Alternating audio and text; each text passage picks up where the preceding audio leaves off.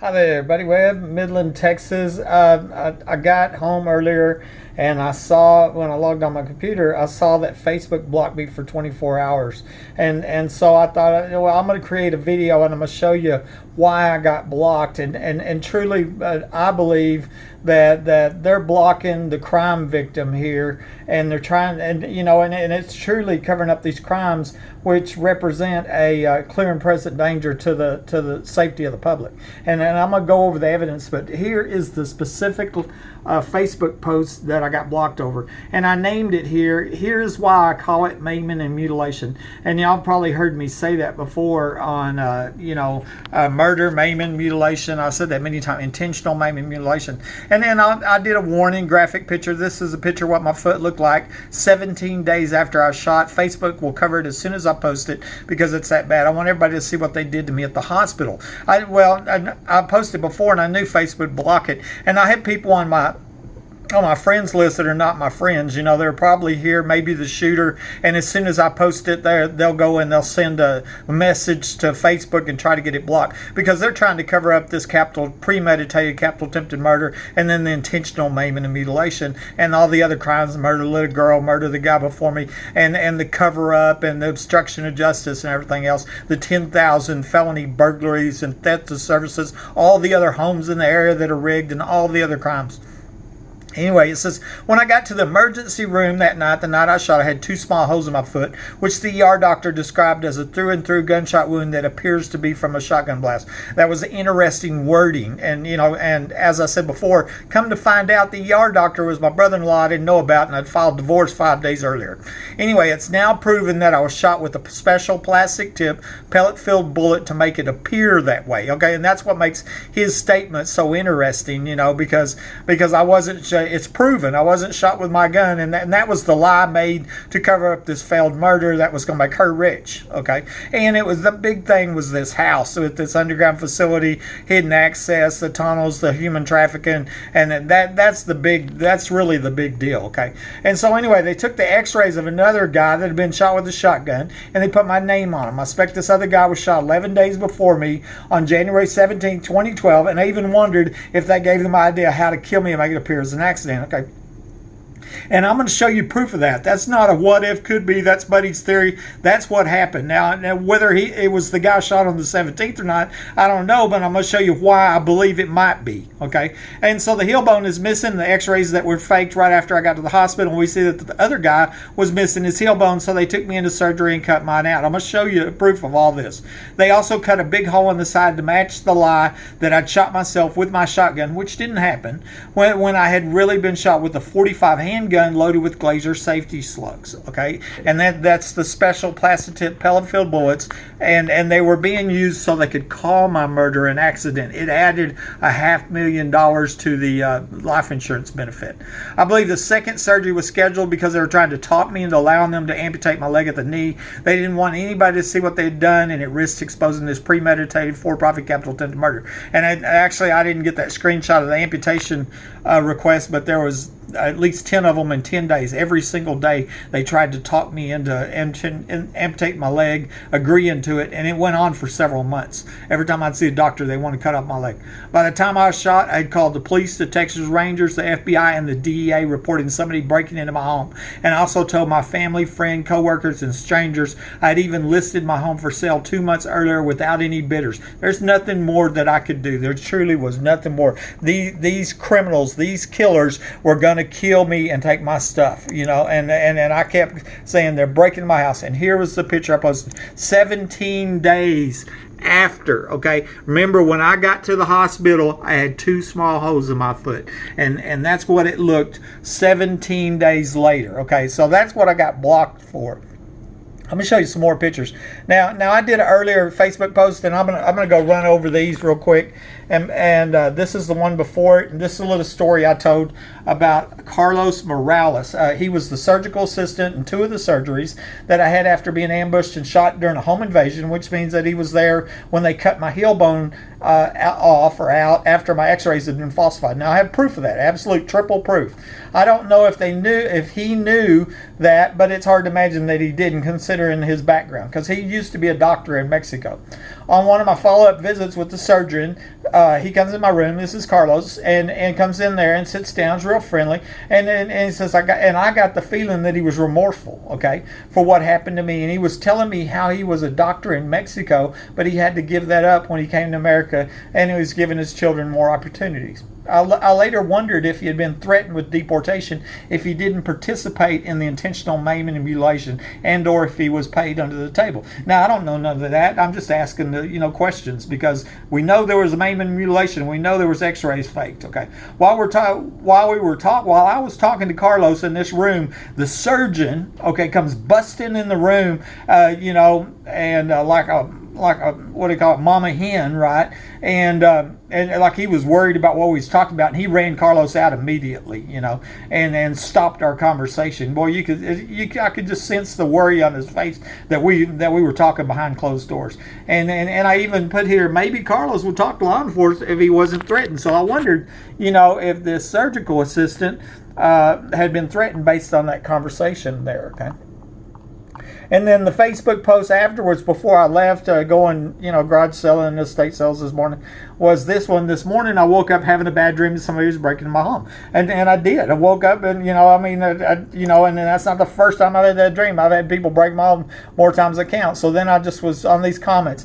These were my first 2 police reports from reporting somebody breaking into my home, okay? And the first one is November 9th, 2010, okay? And I didn't think somebody's in the attic. I just noticed somebody was inside my home, Here was the first 2 police officers right there. Automatically, here they were calling me 1096, and here I was, a 27-year company man, never had a felony and a homeowner, They're already setting me up, calling me crazy because I reported a felony being committed against me. And then 2 months later was January 8th, 2011, and that was the first call for somebody in my attic, and truly was very scared. That's the word for it. I mean, this is right when it first started, and it's still, these crimes still haven't going on. There's underground access to this home. We're waiting on law enforcement, waiting on finding good law enforcement. Okay. So anyway, next post, burglar alarms in my attic were going off over and over before I shot. Okay. And so minutes after I'm shot, the nurse documents this at 11:27. I'm crawling out at 10:42, and here I'm telling them there's sirens going off. The alarms kept going off. Burglar alarms in my attic were going off. Okay. And why would anybody put burglar alarms in the attic? Because I'm proving that people are breaking in this home. And since then I saw a young Hispanic guy in my attic. They've gone off every possibility, different systems, every kind of scenario while people is here. It's not a what if, could be. People are breaking the house, and now people all over the place are reporting the same thing. I showed this screenshot, and this one is from March 16, 2012. I just barely got out of the hospital. They were physically disconnecting a camera in my attic at the time, and I believe that's before they started hacking them. Okay, this one, I'm not going to play this video. It's on YouTube. It's called Vivint Alarms, but Vivint calls me up and says, one of our sensors in the attic, their burglar alarms went off, reported, and I said, I know, but we're not going to dispatch the police. By that time, Vivint had already dispatched the police to my home 2 times, and they refused to look. And I show that on the next one on the police report. On December 9th, 2012, Vivint dispatched the police to my attic, and they changed this alarm call to a warrant call. They were going to arrest me. Okay, and I seen this right here. They did the change to a warrant, and then they changed it back. Notice that April Chandler's husband was on that call right there, and alarm is in the attic, in there, thinks somebody's in the attic. It's not thinks, we know it's somebody in the attic. I mean, it's been going on, still going on, and but this was the first time Vivint, they come over, they refused to go up and look, okay? And once again, I'm called 1096 or crazy, and then that happened again 2 weeks later. And then I got a letter from the city. I was going to be threatened with fines if they had any more what they called false alarms, and they refused to look. So here I had this paid-for Vivint system. I spent over $1,000 having installed in my attic to prove that these felonies were being committed against me, and it was it was just ignored. Is all it was. Just like this, the obstruction of justice is unprecedented. Is what's going on. Okay. Here's another video. I'm not going to play it. A burglar alarm goes on my attic while I'm taking a bath, and I can play it. It's a real short, I think. And basically, I'm taking a picture of my foot to show, you know, the damage done, the maiming, the mutilation, etc. And while I'm there in the bathtub, a burglar alarm goes off in my attic. There it is. Hear it? Okay. And all the time. okay. And then that wasn't the only time that happened, you know. And of course, you know, there is a large group of people, and you know, I mean, they're breaking in home, they're rigging homes, they're breaking in, they're killing people, and they're desperate to get away with these crimes. You know, they want to continue to break in homes, they want to continue killing people, and you know, and so they make up all kinds of lies and they attack me all the time, and the evidence is all on my side. But one thing is, oh, you shut them alarms off. Well, how am I setting alarms off when I'm taking a bath, right? You know, and they've gone on multiple systems while people was here, and here's another one. This one, I think Jordan was here. That's Jordan talking. Today. Second time today. That's what Jordan said. Yeah. And but the plumber's been one time. The Lone Star Fugitive Task Force was in my house. Burglar alarms go off in my attic. They asked me what it was. I said it's another home invasion. I told my story. This is interesting. Phil in Oregon. Okay, he writes to me and told me about finding a hidden crawl space behind a wall. His children were reporting seeing somebody here. He says the breaking point for us when children began to report seeing other people in their rooms at night, and it really freaked us out. That really freaked most people out, right? I quickly realized there was a hollow space in the wall at least 30 inches deep. So they rigged that home. This home is in Oregon. This ain't in Midland, Odessa. And people in this video, people in the attic everywhere. I've recorded calls right from my police scanner of multiple other homes with addresses, sometimes timestamp. Here in Midland, Odessa, people calling and reporting people in the attic. And just recently, I contacted the City of Midland Records Request Department, and I said, give me a list of all homeowners who reported some in the attic. And they wrote me back and said, there is none, zero. And so I complained to the Attorney General and to the District Attorney note off, and she wrote me back and says, we can't give you what we don't have. And I'm going, I got the police report numbers. I showed y'all one police report already. Vivint called. That's another police report. I can tell you the police report numbers. I can give you the addresses where the homeowners are calling and reporting people in the attic. What do you mean nobody? And the press knows this too, and they're covering it up. This is widespread racketeering. As I told other people, you know, one thing here, rent's $2,000 a month, you know, and so, you know, if they're sleeping here and they're not paying $2,000 a month and they're doing this to 10 houses, that's $20,000 a month. And some people have been suggesting maybe it's $20,000 where they can go kick back some of that for payoffs for elected officials and law enforcement to look the other way while they commit these felonies. And like I said, if you try to stop them, they shoot you. Okay, and so anyway, now I'm blocked off Facebook, and that's what happened. I want to show you some dated pictures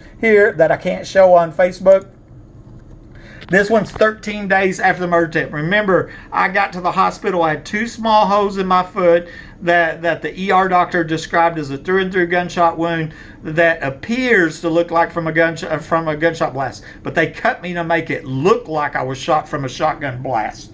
That's what it looked like 13 days later, okay? When I got there, I had 2 small holes in my foot. That's the point I was trying to make right here. That's why I call it intentional maiming and mutilation, okay? This wasn't even an accident, okay? This is 17 days afterwards, okay? And it's what my foot, they cut my heel bone out. And this is 42 days after the murder attempt. Cut my heel bone out to make it to match the faked x-rays, because remember the guy they faked the x-rays with missing the heel bone, and then they cut this big hole and so they could say I shot with a 12-gauge shotgun when I wasn't. I shot with a 45 handgun loaded with Glaser Safety Slugs, plastic tip pellet filled bullet. 90 days after the murder attempt. And really, God saved my foot, saved my life. You know, the nurse told me, she told me, she said that shot threaded the needle, went between an artery and a vein, and you know, a fraction of an inch over, and you'd be dead right now. And you know, and they didn't cut my phone lines. Come to my home with a 45 and a special, you know, bullets because to cripple me. You know, I'm supposed to be dead. They were going to get the house.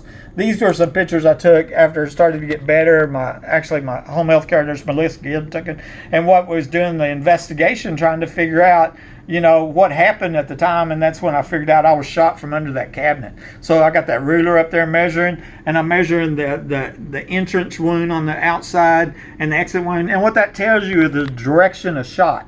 So I knew that the shot come from under the cabinet. This kickboard was missing. The whole cabinet wasn't put together right. I believe it was an underground trap door that they could come into my house as soon as I left or whatever. Boom, they just come in my house. Door was missing, all kinds of parts missing, and that's what that was. Was rigged, and then I believe concrete was poured in while I was in the hospital to fill that up because I survived the murder attempt. And this is a premeditated capital attempted murder. And if they killed the last homeowner like it sure looks like, that's a death penalty case. So they got a lot of reason to cover this up. Okay, this is a current picture, so that's what I walk around on. And so if you see me limping around, then you know why. Okay, sometimes some days better than other days. Some days I have to get back on my crutches. And these are all recent pictures. I'm guessing that old Facebook would probably block me if I posted them, right? And because it's a picture of my foot, it's a picture of intentional maiming and mutilation, cover up to capital crime. And so I'm just showing you a few more pieces. Okay, this right here, Midland Memorial Hospital. This is the ER report. I never named this doctor because he's the brother-in-law of the ex-wife, but his statement, right ankle exhibits a through and through gunshot wound which appears, there's the big word, appears to have been sustained by shotgun blast. Now isn't that interesting that he used that choice of wording, almost like he knew I was shot with something to make it appear that way, right? And so that question's been asked. Maybe he did, and I have a little thing I wrote here on other stuff where I could see on the records he went back and looked at this medical record 68 days later, 2 months later, he went back and he was double checking the records, whatever. And my brother-in-law was, ex-brother-in-law. And my murder was ruled an accident, and his sister-in-law was going to get a paid-for home and $650,000 in life insurance instead of nothing from a 3-month marriage that was ending under allegations she was with a prostitution ring. So anyway, Lisa Rogers, she tells me, you're not disabled with a 45. See, she tells me that I'm shot with a 45 right there. How did Lisa know that? I don't know. My guess was as maybe her son was here, and I think one of her sons named Ryan Cobb. And, if we had law enforcement to just do the investigations, ask her. I'm telling you what, a legitimate law enforcement investigator, they can go ask somebody and they can tell if they're lying. I know when I went to them, they know I'm telling the truth because I am telling the truth. And then they could get these people in there and say, I'm a federal officer, I need to talk to you and find out how Buddy was shot with a 45. Because remember the lie saying I shot with a 12 gauge shotgun, I wasn't, okay? But then I was cut to make it look that way. And here is a big, huge piece of evidence proving I wasn't shot with my gun. And that's where the surgeon said there was a large amount of plastic and lead pellet debris. Okay, well, automatically that means I wasn't shot with a 12 gauge shotgun because you wouldn't see a large amount of plastic. Some people go, oh yeah, well there's a shotgun water in this plastic. That's them excuse makers that are trying to get rid of them crimes. They're probably the ones that raped that little girl and murdered her. But for the excuse makers, the ER doctor, the brother-in-law, said that he removed the plastic wadding in the emergency room. So the plastic wadding was gone. But how can there be a plastic wadding when I'm shot with this Glaser Safety Slug, this plastic tip pellet-filled bullet? Now, and notice here the number 6 shot, the size of the shot matches the size of the shot that the lab report says was removed from my foot. It explains the plastic. It explains the space limitations. It matches that you can buy them for 45s. I mean, that's why I say that as a fact. I mean, that's what happened right there. And then the 3 proofs that my x-rays were falsified, okay? And the first one come at the office of Dr. Glass, okay, the late Dr. Glass, and we put this x-ray up on the light box, his old light box, and I noticed that a recent and severe broken bone is not in the x-ray. I had a copy of it. I hung it up right next to it. I'm going, where's that broken bone? He starts stuttering, and I'm like, here, look, see, no broken bone. See, broken bone, okay? And that's when I'm going, there's no broken bone in that foot. That's not my foot, but we supposedly took them x-rays. That was my first indicator, okay? And then I noticed the heel bone, okay? 4 months before I'm shot. Okay, I broke my toe, so I had x-rays, and that's why I got the shot. So you can see my heel bone. That's the size of the heel bone. Okay, this x-ray has my name on it right up here.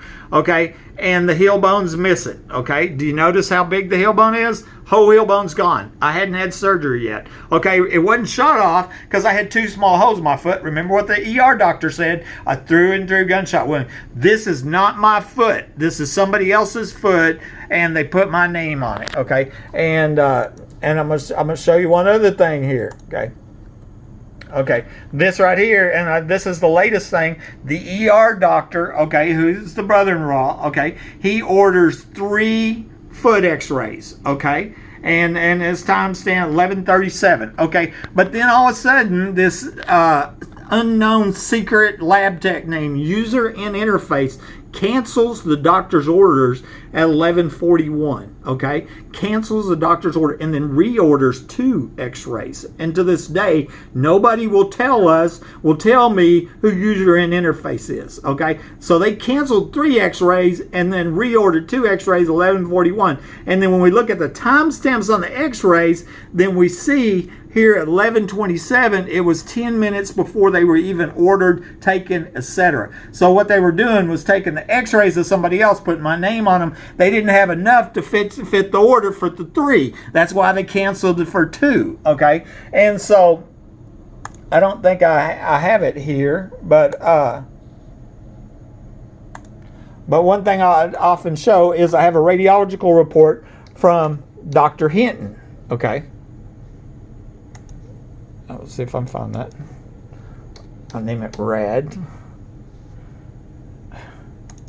Desktop files. RAD.